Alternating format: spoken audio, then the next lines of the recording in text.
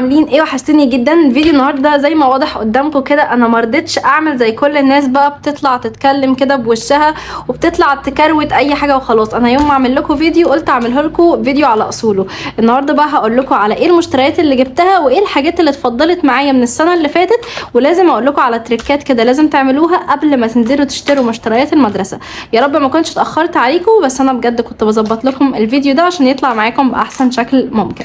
وطبعا انا طالعه لكم بايدي النهارده عشان خاطر يعني يبقى التركيز كله على المنتجات واقدر اشرح لكم بشكل تفصيلي كده وتبقوا شايفين كل حاجه بكواليتي كويسه.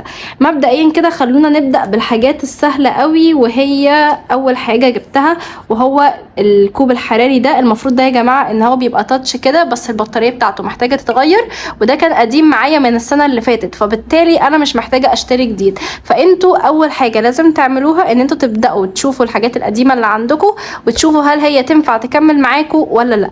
يعني من الاخر مش معنى احنا داخلين سنه جديده نشتري كل حاجه جديده، لازم الاول نبص على الحاجات اللي عندنا ونعرف احنا محتاجين ايه، ونبدا ان احنا نكتبه مثلا في نوتة صغيره. كل مره هنكتشف فيها ان احنا في حاجه ناقصه هنكتبها، وبعد كده ننزل نجيبها مره واحده.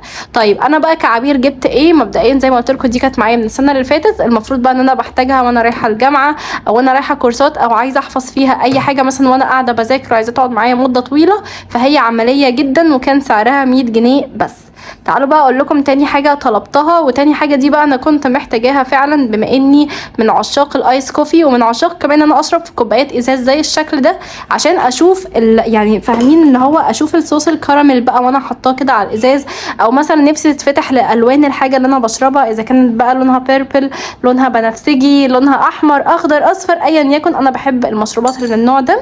الحلاوه بتاعتها يا جماعه بصراحه الشريمو بتحسسك كده انك بتشرب حاجه قيمه، وهي فيها زي غطا. انا بصراحه مش هكدب عليكم انا مش بستخدم الغطا ده، انا دايما بستخدم الكوبايه مع الشريمو بس، وبصراحه بتبقى عمليه جدا وحلوه قوي وتنظيفها سهل خالص، اسهل من المجات الكبيره.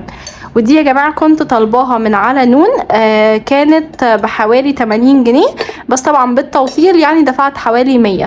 فبصراحه تستاهل ولا ما تستاهلش انا مش عارفه، بس كون ان هي شكلها مختلف فانا حبيت ان انا اجيبها. الحاجه اللي جبتها بقى بعد كده وهي الكوبايه دي، كنت جايباها من ايكيا، وبصراحه دي بقى يا جماعه بتفتح نفس الواحد لشرب الميه. انا عارفه ان كلنا ممكن نكون بنجيب ازايز ميه جنبنا وما بنشربهاش او اصلا بنكسل نقوم نصب ميه.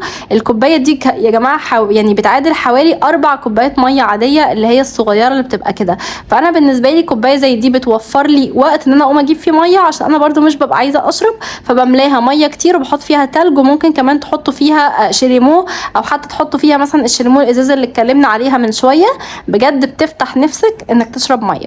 ودي كانت من ايكيا وكان سعرها حوالي 40 جنيه، بس انا مش عارفه حاليا سعرها كام. هي عندي برده من السنه اللي فاتت.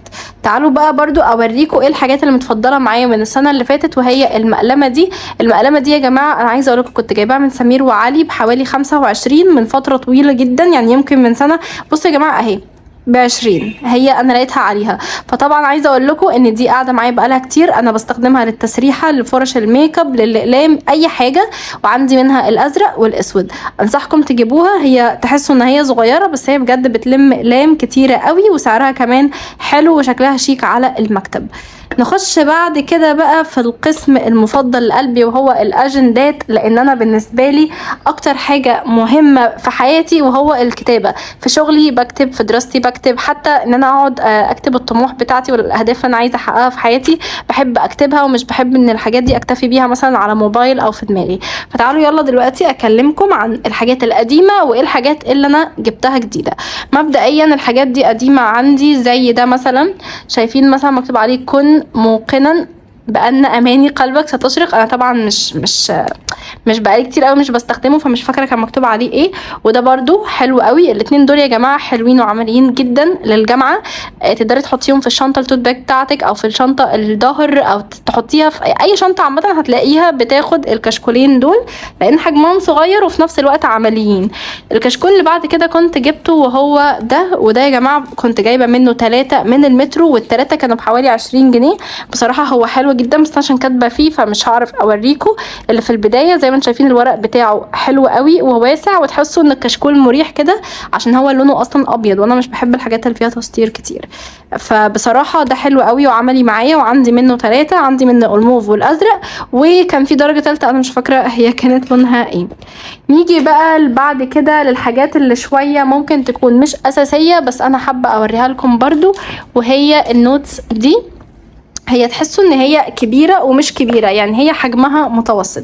دي بقى بتنفعني في ايه؟ دي بتنفعني لو انا نازله واخده معايا شنطه صغيره بس محتاجه اكتب حاجات، فبحس ان هي يعني عمليه معايا. طبعا هو ده شكلها من جوه، شايفين يعني حجمها مناسب، التسطير بتاعها حلو، وفي نفس الوقت ما بتاخدش مساحه معاكي، وتقدري تاخديها في الجامعه لو انت عندك يوم خفيف او انت كليتك مش بتحتاجي اصلا انك تكتبي فيها حاجه.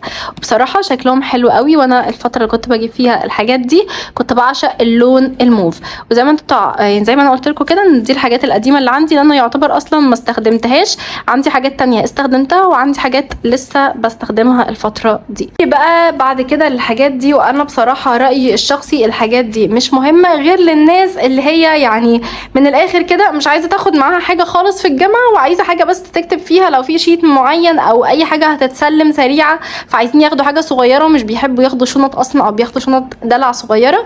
فاحنا مش من النوع ده، بس عامه دي اكتر حاجه هتنفعك.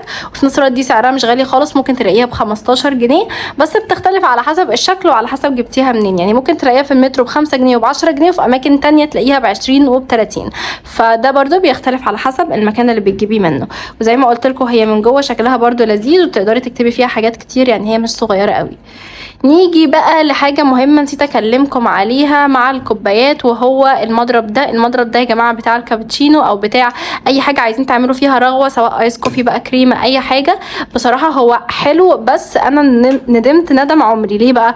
لان هو كان في منه كذا حجم. انا كنت فاكره ان كل ما هيبقى اكبر كل ما هيبقى عملي اكتر، معرفش ايه الذكاء ده، بس هو للاسف طلع كبير، فانا مش عارفه اعمل حاجه. يعني لو دلوقتي اديتكم مثال مثلا بالكوبايه الكبيره قوي دي، انتوا هتقولوا طبعا هتدخل جواها، هي مش بتدخل جواها. بصوا مش بتدخل، هي بتبقى محتاجه ان انا احطها على حاجه واقعد اعمل كده. بس هي عامه يعني لحد ما هي كويسه لما استخدمتها، بس حاسه ان انا يعني ندمانه ان انا جبت الحجم الكبير ده. ودي كان سعرها كام؟ هو السعر متشال من عليها، بس كان سعرها 35 جنيه وكنت جايباها من رنين. نخش بعد كده في الاقلام. طبعا الاقلام دي حاجه ترجع لكل شخص، انا جايه اوريكم الاشكال المختلفه اللي انا بحب اجيبها عشان خاطر تشجعني على الكتابه، زي الشكل ده وزي الشكل ده. الحاجات دي يا جماعه بتبقى يعني مجرد دلع وتشجيع للكتابه، بس لو هنيجي للاصل بقى انا بحب اكتب بده. فقولوا لي برده في الكومنتات انتوا بتحبوا تكتبوا بايه. انا عن نفسي بصراحه بعشق القلم ده جدا، بجيب منه طبعا الاسود والازرق والاخضر والاحمر. بالنسبه برضو للالوان اللي احيانا بحتاجها وانا بذاكر، وهي الالوان دي مش لازم تجيبي كميه كبيره، هاتي على حسب احتياجك. يعني انا جايبه البني والفسفوري والفوشيا وكده. والاقلام دي برضو الاقلام السنون، وطبعا دول برضو كانوا معايا من السنه اللي فاتت ومكملين معايا، وحاسه ان انا اصلا مش محتاجه اجيب جديد، غير بقى لو انا بصراحه من الاخر كده معايا فلوس كتير وعايزه اضيعها فبشتري بيها حاجات زياده ممكن تكون موجوده عندي. وبس كده، هي دي الاقلام اللي انا بستخدمها. الاقلام بتاعه الهايلايت دي بصراحه دي بقى من الحاجات اللي انا ممكن اجيب منها كتير عادي جدا وبحبهم، وانا فعلا محتاجه اجيب منهم.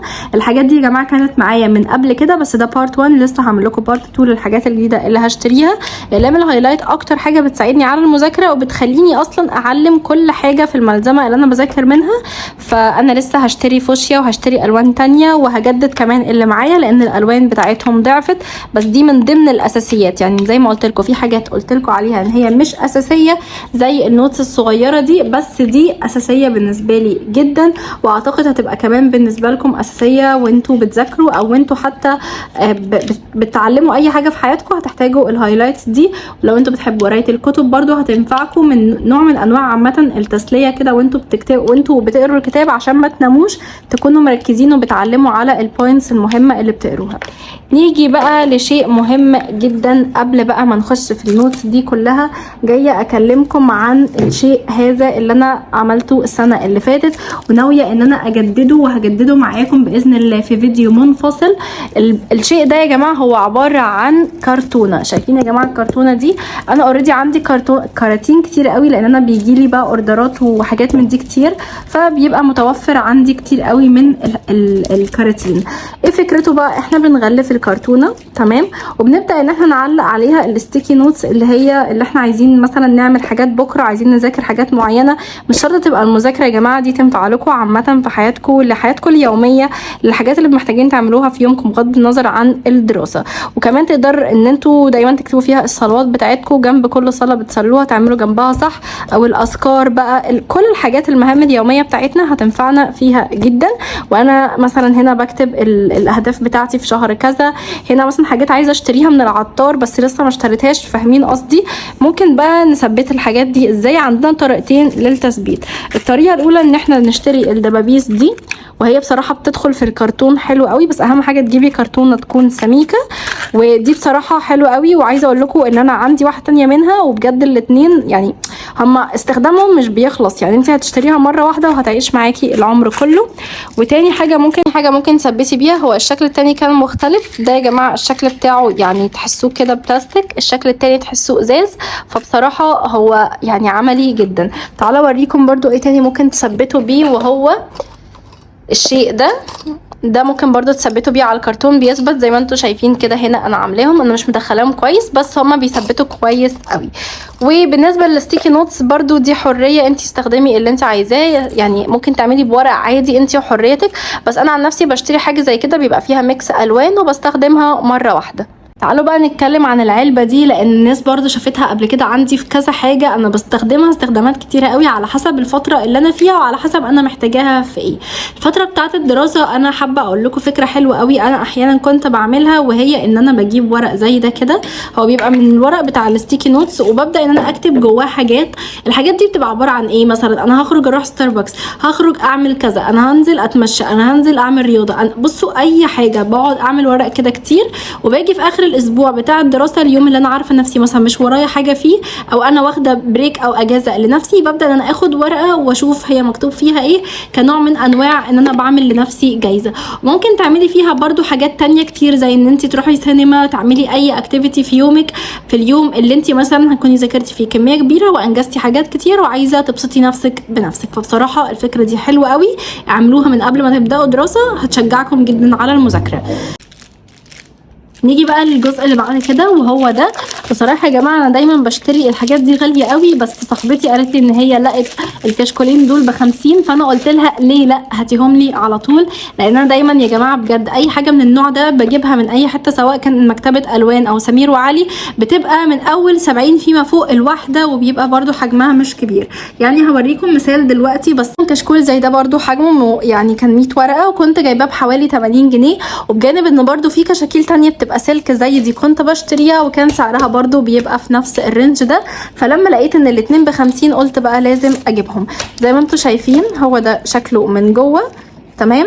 طبعا في فرق في الكواليتي بتاعت الورق جدا، يعني تحسوا ان الورق ده مش احسن حاجه، بس في الاول في الاخر هو ورق بيتكتب فيه. فالناس اللي عايزه تقتصر يعني ممكن تشتري الحاجات دي، بحس ان هي سعرها كويس مقابل الورق اللي فيها، ومقابل برضو ان هي في الاول في الاخر انتوا بتكتبوا فيها وانتوا قاعدين في البيت او بتذاكروا فيها. وهو ده شكلها زي ما انتوا شايفين. الاتنين دول كانوا ب50، وجبنا ده برضو كان ب25. زي ما انتم شايفين كده، تحسوه شبه الورق الفلوسكاب او الورق اللي بيبقى مجوز كده، فهو حلو قوي. وكمان زي ما قلت لكم اكتر حاجه بحبها المساحات الواسعه، ما يبقاش فيها رسومات، ما يبقاش فيها اي تسطير مختلف، فالتسطير ده بالنسبه لي حلو جدا للمذاكره. الحاجه دي بقى انا طبعا هتكلم عليها بشكل مبسط، ان هي مش اجباري، هي اختياري. يعني من الاخر لو انت واحده من الناس اللي بتحبي بقى تخططي وتبداي ان انت كل حاجه تلميها كده في حاجه واحده، هاتي كشكول زي ده وابداي انك قسميه لكل المواد بتاعتك. هو اوريدي بيبقى فيه زي تقسيمات كده هنا، وزي ما انتم شايفين انا هنا في ورق من الجنب بتطلعيه وبتكتبي فيه، ممكن تكتبي هنا عربي بقى، هنا انجلش، هنا مات، وهكذا. طبعا بالنسبه لي حاجه زي دي هي مش عمليه قوي، او انا مش بحب اكتب في الحاجات دي كمذاكره، بس انا بحب اكتب فيها عن نفسي بصراحه بحب اشتغل في البتاع ده، مش بحب ان انا اذاكر فيه، لان انا بالنسبه لي المذاكره كل ماده بيبقى ليها كشكول عشان افصل ما بينهم. وده كان بحوالي 150، وفي ده كمان ده بصراحه كان ارخص منه بكتير، وبصراحه برضو ده الكواليتي بتاعته مش عجباني قوي، وكمان الجلده بتاعته الكرتون دي ما انصحكوش بيها، بحس ان هي مش حلوه، وده كمان احيانا بيفك او الورق بيطلع منه. فبصراحه انا بالنسبه لي العملي اكتر هو ده. وده برضو كان سعره بحوالي 100 او 150، فاللي هو طالما هتجيبوا حاجه سعرها غالي وكويسه هاتوا النوع ده احسن بكتير. كده ده كان فيديو النهارده، ودي مشترياتي الجديده مع الحاجات القديمه. وزي ما نصحتكم في اول فيديو اعملوا الاول يعني ترويق كده بسيط قوي لحاجتنا القديمه، ونبدا ان احنا نشوف ايه الحاجات اللي احنا محتاجينها عشان نشتريها، وايه الحاجات اللي احنا اوريدي موجوده عندنا فمش عايزين نكررها تاني، او ايه الحاجات الكويسه اللي عندنا اللي احنا بنحتاجها اول باول في الدراسه ونبدا ان احنا نشتريها. استنوا بقى بارت 2 هنزل لكم بقيه الحاجات وهنزل لكم المشتريات الجديده. عايزين نوصل الفيديو ده يا جماعه بقى ل 5000 لايك و1000 كومنت، وباذن الله هتشوفوا مني الفتره الجايه فيديوهات حلوه قوي تخص الدراسه. اشوفكم باذن الله الفيديو اللي جاي، والسلام عليكم ورحمه الله وبركاته. يلا باي.